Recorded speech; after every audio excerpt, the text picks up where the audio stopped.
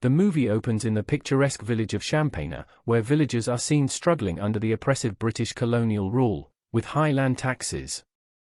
With no rainfall during the year, the village is also facing the threat of a drought.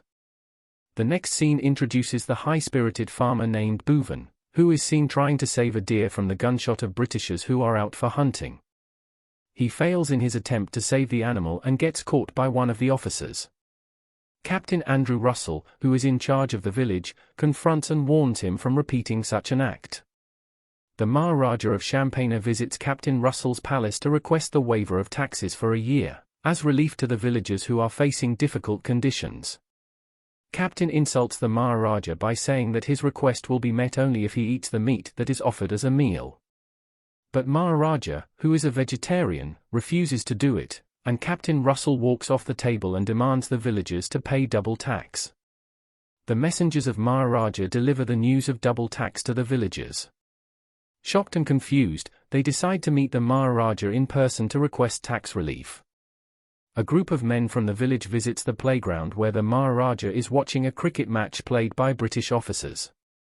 One of the British men assaults a villager when he touches the cricket ball, leading to a scuffle between both sides.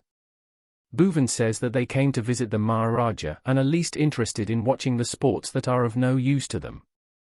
Captain recognizes that Bouvan is the same person who tried to disturb the Brits while they were out for hunting.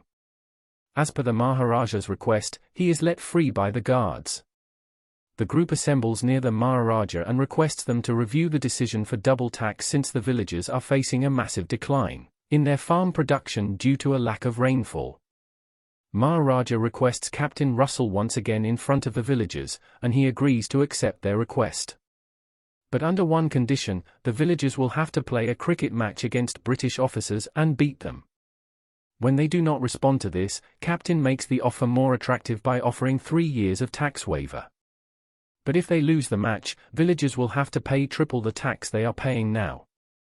Bouvan agrees to his offer, and villagers become frustrated at this decision. Captain Russell declares that the cricket match between villagers and British officers will be held on a date exactly 3 months away. Meanwhile, villagers get furious about Bouvan's decision and express their anger towards him. But Bouvan responds to them by saying that taking this risk was the only chance for the villagers to save themselves from the difficult situations they are facing. Villagers are still not ready and keen to take this huge risk of playing a sport they have no clue about and losing everything to the Britishers. In the next scene, Bouvan makes a cricket bat and ball by himself and tries to convince other villagers that cricket is not as hard as they think.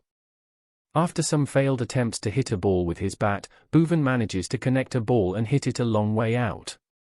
A villager named Bagar, who is specially abled, joins Bouvan and starts practicing some shots. Soon, Guran too joins the group.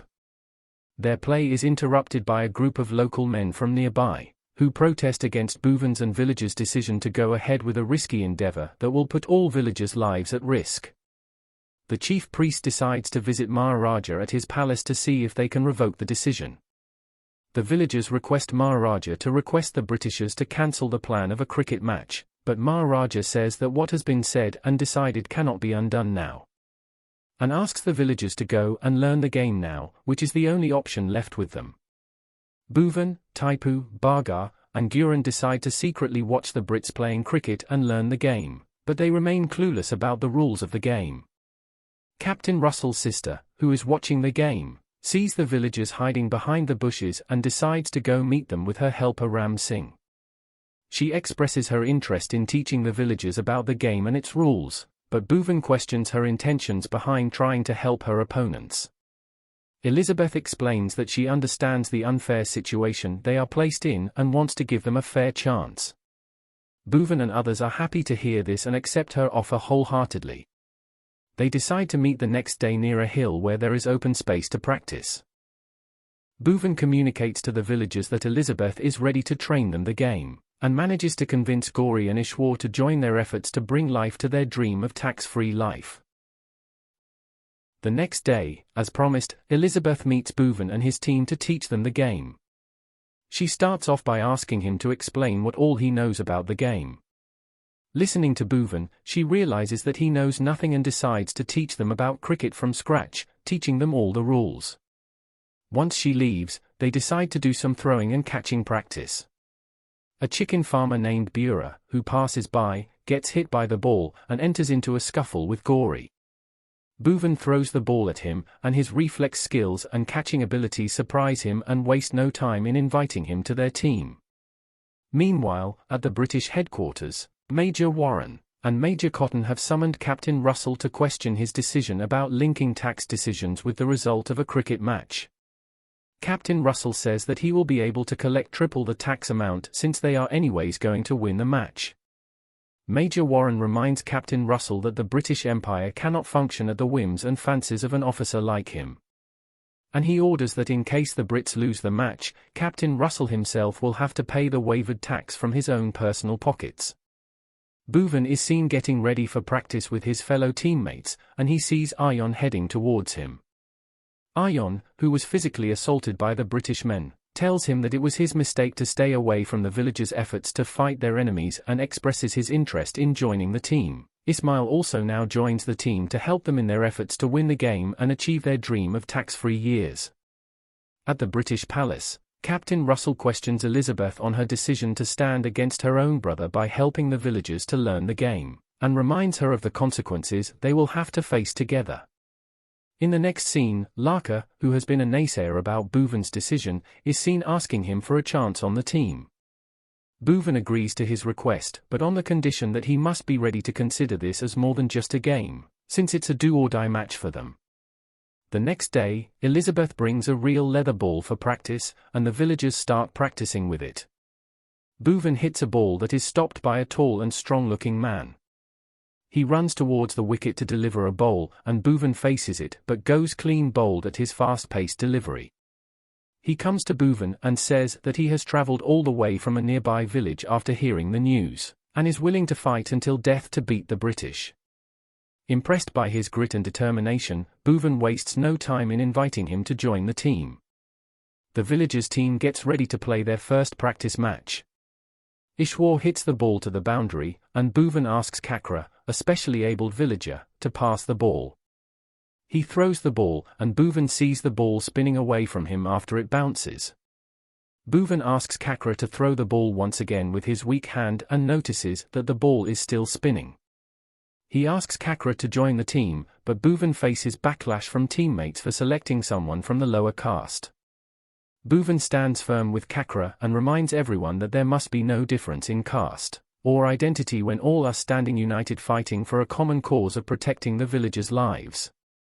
The chief announces that Kakra will be part of the team, and everyone gladly accepts his decision. Bhuvan and other members train day and night to improve their cricketing skills. As a united team, they build up their confidence to face the mighty British team. The big day has arrived, and villagers from across the province have arrived at the ground to cheer their team. On the other side, you can see the senior British officers arriving at the pavilion to watch the match. Maharaja greets the villagers' team and wishes them the very best to come victorious. Ram Singh announces the rules of the match to the spectators. It will be a 3-day test match with one full inning per side played out. Both teams assemble on the ground, and captains get ready for the toss. Captain Russell wins the toss and elects to bat first. The match begins with full excitement among the spectators. Deva Singh opens the bowling for the villagers' team, and the batsman strikes the ball for a single. Bhuvan notices that all fielders are running towards the ball wherever it goes, and instructs them to respond only if the ball comes to their direction. The opening batsman is clean bowled by a quick delivery from Deva, but to their disappointment, he delivered a no-ball, and their wait for the first wicket continues. Desperate for a wicket, Bhuvan brings in Kakra to bowl his leg spinners. But to his shock, the batsman easily strikes his balls away for boundaries and sixes. Bhuvan keeps wondering why his balls were not spinning. Brits have made a great start with 62 runs on the board with all 10 wickets in hand. Bhuvan decides to bowl, and the team manages to run out their opener. The spectators and team celebrate the fall of the first wicket in grand style. Their celebrations are short-lived when they see Captain Russell coming in to bat. Goalie comes in to bowl with his strange action of rotating his hands several times before releasing the ball. The batsman finds it impossible to play him and complains to the umpire.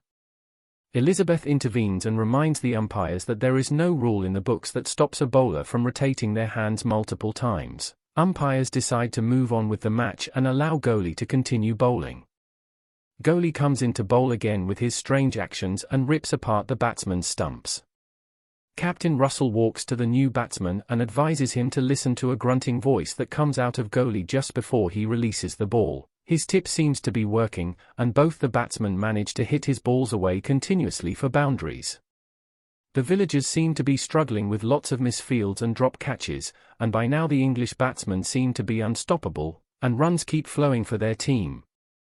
As the day's play comes to close, the Englishmen have scored a whopping 182 runs for loss of just 2 wickets. The second day's play begins with Daver's first over. The batsman drives the ball in the air, and Lagaan, who dropped catches on the previous day, takes an unbelievable diving catch to dismiss the batsman. However, the English batsmen continue outplaying the village bowlers, and Captain Russell scores a century, taking his side's score to 271 for the loss of 3 wickets. In the next scene, a wide bowl is stopped by Kakra at fine leg, and he throws the bowl back to Bhuvan. The bowl, being old now, spins sharply before reaching Bhuvan's hands, and he decides to bring Kakra back into the attack. The batsman tries to leave Kakra's first ball, assuming it to be a wide, but the ball spins sharply from outside leg stump to crash his off stump. The next batsman gets out on the very first ball he faces. Kakra is now on a hat-trick and comes in to bowl the crucial ball. The batsman steps out to hit the flighted ball and gets stumped by the wicket-keeper. The team celebrates his hat-trick, and Captain Russell is seen shocked at the quick fall of wickets that exposes the tail of his batting lineup. Guerin comes into attack, and he gets whacked for boundaries by the tailenders. He delivers a ball over the batsman's head, and the keeper stumps him out. Kakra comes in to bowl next, and the outside edge of the batsman goes to Lagaan, who manages to take the catch finally. Bhuvan then takes the wicket of Captain Russell when he tries to hit the ball away and gets caught at the boundary.